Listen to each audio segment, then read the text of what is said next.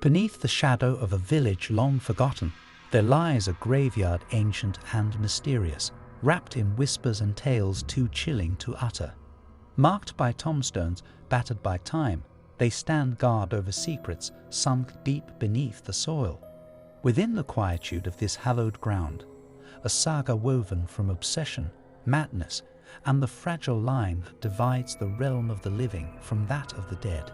Elena, a young and ambitious psychologist, found herself drawn to this eerie locale, intrigued by the reports of strange occurrences and unexplainable phenomena.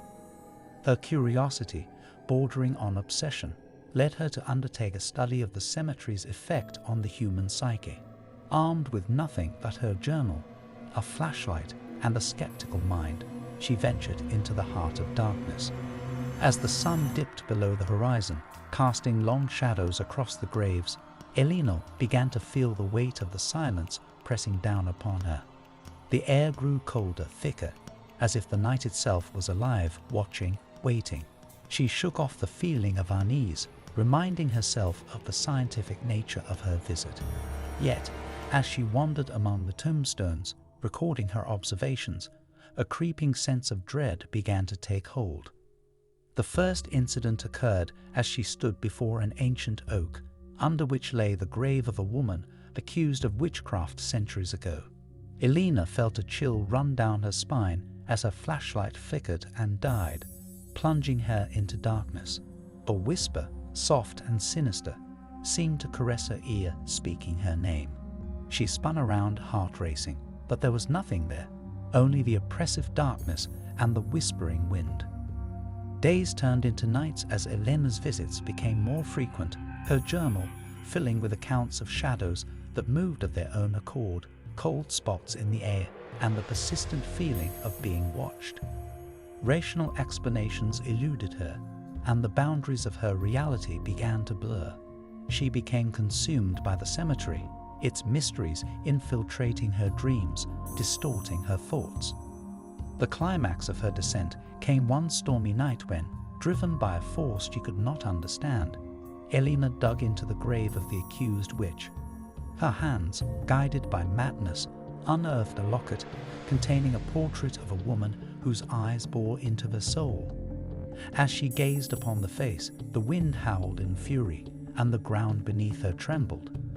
The air was charged with electricity, and for a moment, the barrier between the living and the dead vanished. Elena was found the next morning, lying beside the open grave, clutching the locket. Her eyes spoke of unspeakable horrors, a mind fractured by the secrets she had uncovered. She spoke in whispers of the dead, of souls trapped between worlds, of a curse that bound them to the cemetery. Her academic pursuits, once driven by logic and reason, had led her into the depths of madness. The cemetery remained, unchanged by the passage of time, its secrets buried once more. Elena's story became yet another tale whispered among the townsfolk, a chilling reminder of the thin line between obsession and madness, and the dangers of delving too deep into the mysteries of the dead. Nestled in the vibrant core of a city alive with neon lights and the relentless pulse of activity, stood an aged, crumbling structure that most gave a wide berth to. Rumors whispered it was haunted, a locale where the atmosphere turned dense and shadows danced with an eerie autonomy. However, for Alex, who worked the graveyard shift, this place was merely another checkpoint, just one more location to watch over in his nightly rounds as a security guard. Alex's first night on the job was on a particularly dark, moonless evening. The air was still, as if the world was holding its breath. The building, a former warehouse converted into offices, stood like a tombstone against the city's skyline. As Alex entered, the heavy door closed behind him with a sound that echoed through the empty halls, a solemn welcome. The job was simple: patrol the floors, check for any signs of break-ins or disturbances, and most importantly, ensure that the building was entirely vacant. Armed with nothing but a flashlight and a set of keys, Alex began his rounds. The first few floors were uneventful. silent except for the sound of his own footsteps. However, as he descended into the basement, a feeling of unease began to grow within him. The basement was colder, the air thicker, and it was here that the building's age truly showed. Pipes ran along the ceiling like veins, and the faint sound of dripping water played a constant eerie melody.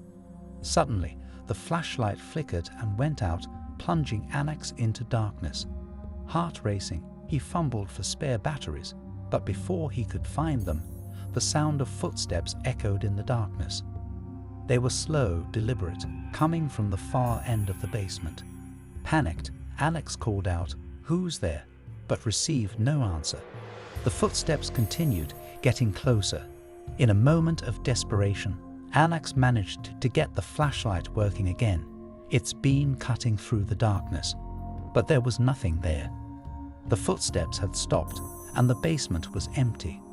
Shaken, Alex decided to finish his rounds quickly and leave the basement behind. As he ascended the stairs, the feeling of being watched grew stronger, and the temperature seemed to drop with each step. He quickened his pace, eager to escape the oppressive atmosphere of the lower floors.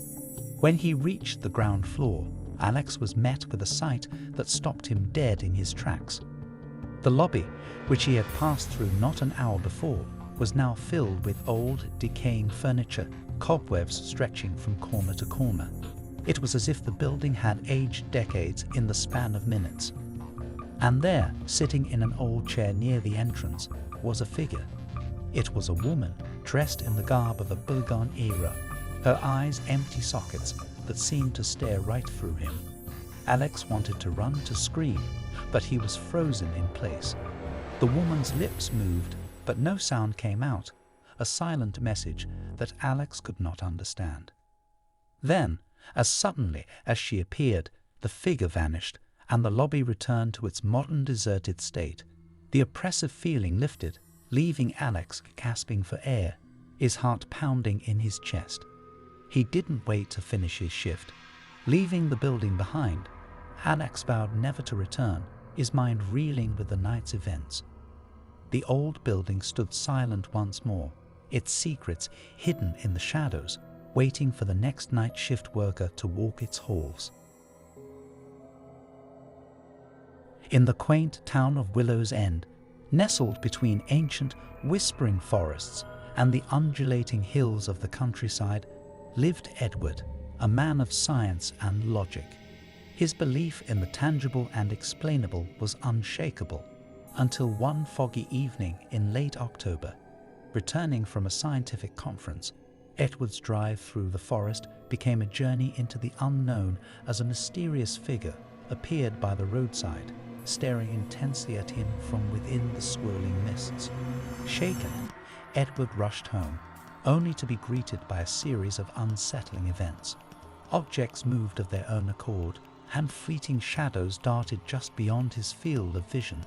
The air in his home grew oppressively cold, and whispers seemed to emanate from the walls, speaking in tongues unknown yet oddly familiar, urging him into the depths of the forest. Driven by a mix of fear and curiosity, Edward delved into local folklore, uncovering tales of the Wraith of Willow's End, a spirit of a lost traveler cursed to wander the forest. Armed with cameras and recording equipment, Edward ventured into the night, determined to confront the unknown. The forest at night was a realm of horror. Trees seemed to move, their branches clawing at him, while unseen entities whispered threats, promising eternal torment.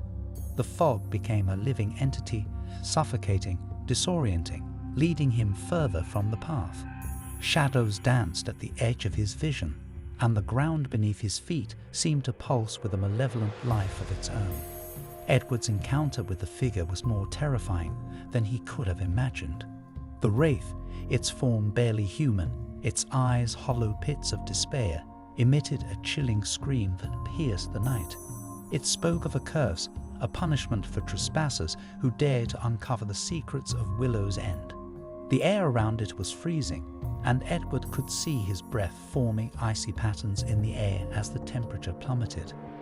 The wraith warned Edward of the others malevolent spirits bound to the forest, awakened by his presence. These entities, once human, had been twisted by their torment into grotesque parodies of their former selves. They hungered for the warmth of the living, to drive them into the cold embrace of the earth. In a heart-stopping moment, Edward was surrounded. Ethereal forms emerged from the fog, their eyes glowing with malevolence. They whispered of death, their voices a cacophony that threatened to overwhelm him. Edward realized he was standing on unhallowed ground, a site of ancient sacrifices, where the veil between worlds was thinnest. The ground erupted as skeletal hands reached for him, dragging him towards an open grave. Edward fought with every ounce of his strength, the desperation lending him energy he did not know he possessed. He understood then that the forest was alive, a sentient being fed by the suffering and souls of those it captured.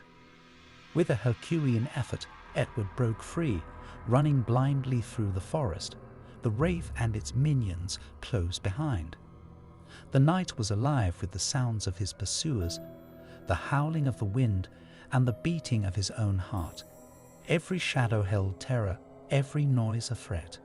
As dawn approached, Edward stumbled out of the forest, his body and mind on the brink of collapse. He had escaped, but at what cost? The horrors he had witnessed would haunt him forever. The town of Willow's End had shown him the depths of its ancient curse, and he knew he could never forget. Edward's encounter with the supernatural changed him. No longer a staunch skeptic, he became a guardian of the town's dark secrets, warning others of the dangers lurking in the forest.